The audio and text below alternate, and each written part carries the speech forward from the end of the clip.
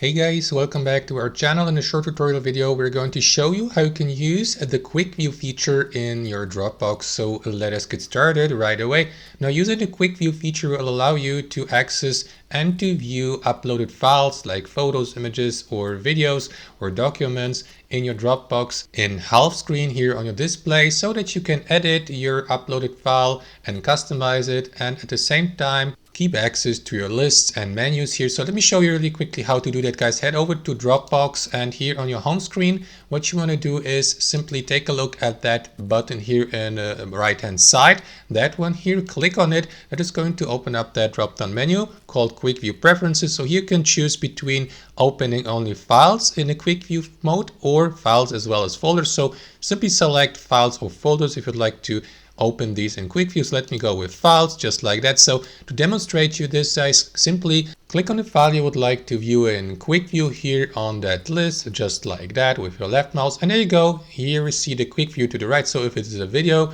you may click on the play button to play the video or edit it here using these editing tools like cropping, trimming, downloading the given file, and so on and so forth, guys. So that's how you access the quick view feature on Dropbox. Thanks for watching, hope you enjoyed the video, and we'll see you next time on our channel.